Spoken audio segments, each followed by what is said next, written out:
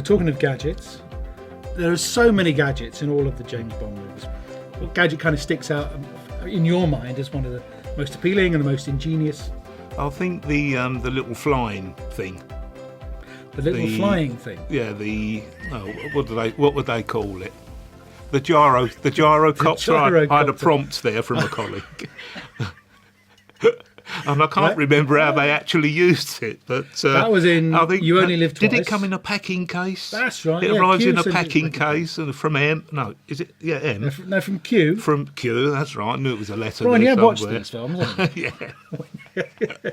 But I'll watch them, and then you sort of go and make a cup of tea. You know, you've enjoyed them so much. So the gyrocopter that came in a packing case from M. It could have been Q, but it was in You Only Live Twice, which is the one in Japan, which was a great film. Yeah. In Goldfinger, he has that wonderful car, Aston Martin, uses all the things, but he doesn't get away in the end. He ends up crashing it. And you think, what a waste that is. Because would have been my favourite gadget, his Aston Martin. But he uses all the effects, gets rid of people out, the seat, etc., but doesn't actually escape. Still gets captured. So that's all a bit pointless. Actually, the invisible car was probably the weakest point. Most disappointing. Yes. Yeah, exactly. This is a baddie's gadget, I'm going to have to say. It's Scaramanga's golden gun, which was actually a lighter and a pen that actually went together. And if I was going to have any gadget, and it was offered any gadget, I'd actually have that one, because it gave the impression that actually it would work as a gun as well. And I just love the way that Christopher Lee, Scaramanga, and he's actually just got his pen and he's got his lighter with him because he's been searched for a gun, and he manages to put this together in front of him and shoot the baddie. That's right.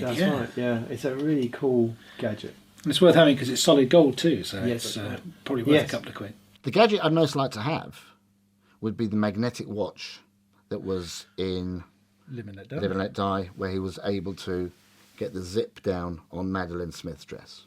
Yeah. Madeline would not mind me saying that because we're good friends, but probably the best gadget. I think, as I said before, one of the first films I saw was The Spy Who Loved Me, and seeing cars going underwater was pretty amazing. I mean, nowadays you see things like Top Gear and you see these sort of inflatables and whatever they call them.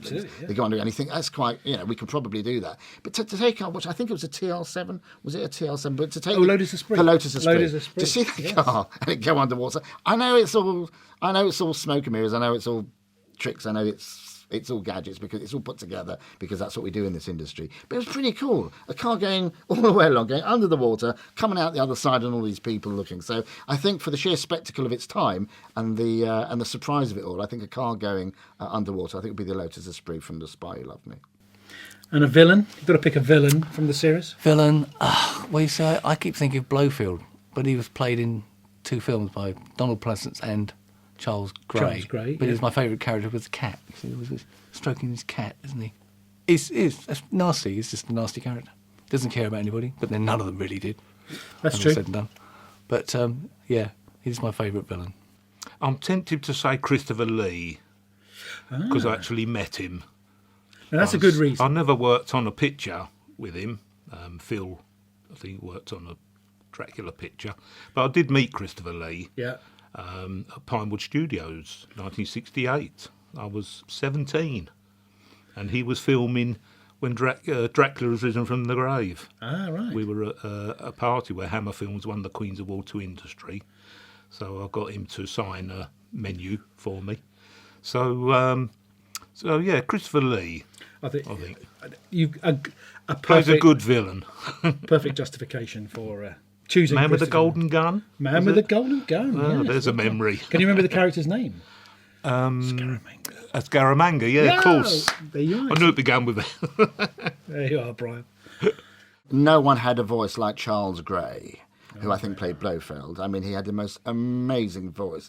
It was like velvet, and you really feared him. And in fact, his voice was used for Jack Hawkins. When Jack Hawkins had the throat cancer, lost his voice in the late 60s, and for the next 5 years until he died, he still appeared in films, and Charles Gray did Jack Hawkins' voice. When 8 Bells Toll. Correct, and Monte Carlo or Bust, and Theatre of Death and films like that. But my favourite one is Scaramanga. Christopher Lee. the man with the golden gun. Not because he's got 3 nipples. That's just Who by hasn't? coincidence. Who hasn't? Well, I haven't at the moment. But it's just, you know what it is? The thing about Christopher Lee, and everyone will tell you, whatever film he was in, whether it was the biggest of the budgets or the lowest of the budgets, he took it really, really seriously. Right? He really did. And you've been told that by people who appeared in Hammer horror films with him, and so have I. Absolutely, yes. And there he is. He's suddenly in Bond. Now, it's in the early 70s, biggest film franchise, before all the other big ones, Lord of the Rings and everything, biggest film franchise in the world. And there he is, standing there with the little one, not Odd Job, that's from Carry On Screaming, with the little one that was played by Herbie Villechaize. Knick-Knack. But no, he was the one. Christopher Lee as Scaramanga. I really feared him. I thought he was evil, but in a way that was believable. A lot of them towards the end, they get so over the top, it's not believable. Scaramanga, man with the golden gun, Christopher Lee. Actually, interestingly, there's 2 of them. It's actually Ulrich Goldfinger. Yeah. And Odd Job. And Odd Job. Yeah. Both in the same film. Both in the same film. Just classic, great James Bond baddies. And I do regard the sort of the backup baddie, Odd Job, and there's a lot of them in the movies as well that are actually more threatening sometimes than the actual sort of the megalomaniac.